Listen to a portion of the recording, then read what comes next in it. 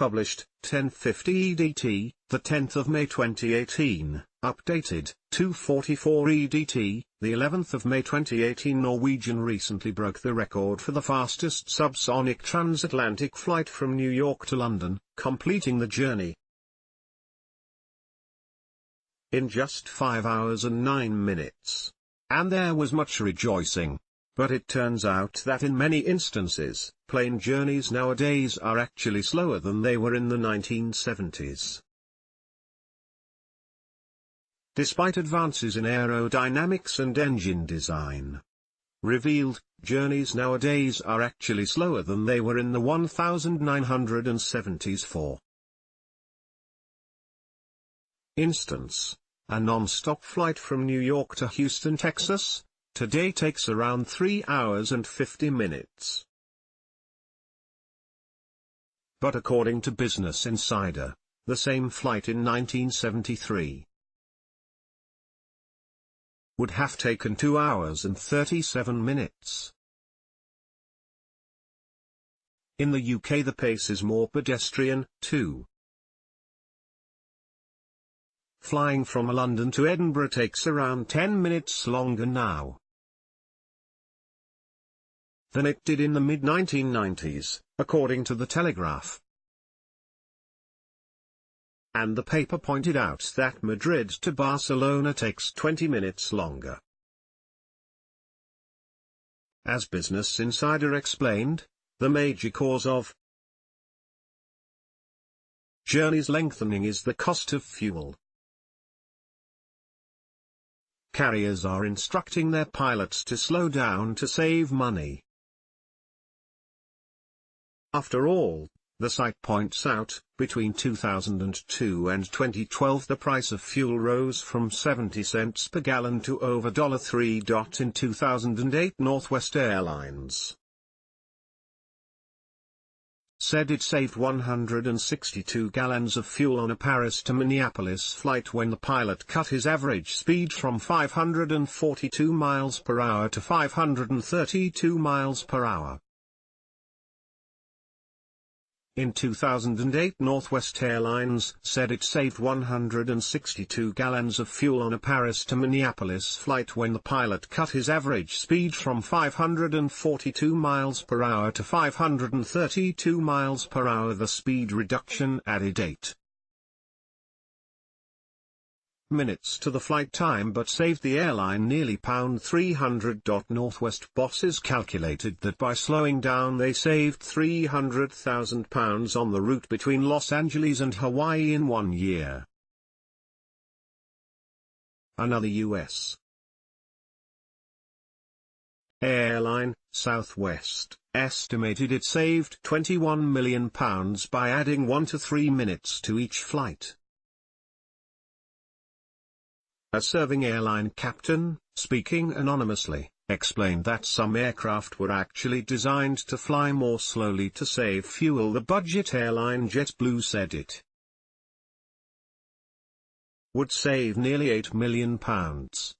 A serving airline captain, speaking anonymously, explained that some aircraft were actually designed to fly more slowly to save fuel. He told Mail Online Travel, newer aircraft such as the A330 were designed to fly slower than 747s for this reason. Mach 82 versus Mach 85 for best economy. The only exception to the speed thing is the Dreamliner. It cruises at 0.85 and will do 0.86 with very little fuel penalty, but most airlines no longer approve of pilots speeding up to make up delays as the cost in fuel versus time saved is minimal, say 100 kilograms of fuel to make up a minute in time on a long-haul flight. There are other factors in play, too, such as congestion and weather. The pilot added, congested airspace, especially in Europe, equals less shortcuts and bigger weather-related delays. And congested airports in the UK, especially Heathrow and Gatwick, means lots of time taxing out or waiting for a parking stand after touchdown.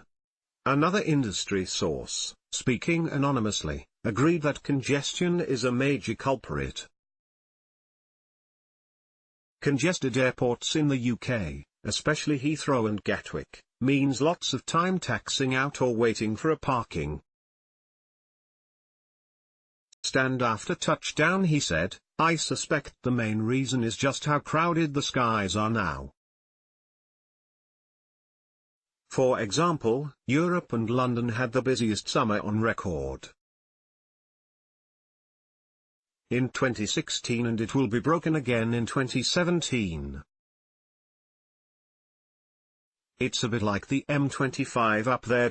And some in the travel industry have accused airlines of schedule padding where the arrival time is extended artificially. This gives an aircraft a better chance of rolling up to the gate on time, even if there have been delays."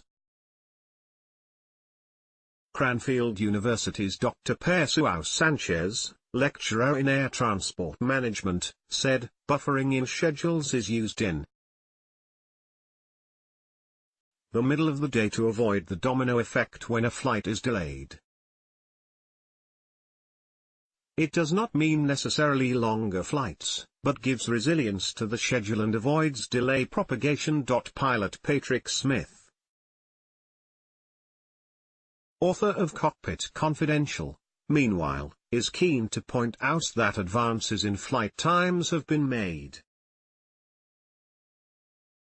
He told Mail Online Travel, "That may be true on some routes, but what the story, from Business Insider, totally ignores is that there are far more non-stop pairings than there used to be. Heck, in the 1960s, flying from London to Bangkok, you'd make 4 stops in a 707. Nowadays, almost every 2 major cities in the world are connectable by, at most, 1 stop, and most are connected non-stop. New York, Shanghai, London, Beijing, Sao Paulo, Paris, and so on. These were once multi-day itineraries. Today they are covered in 12 or 14 hours. There are flights going everywhere,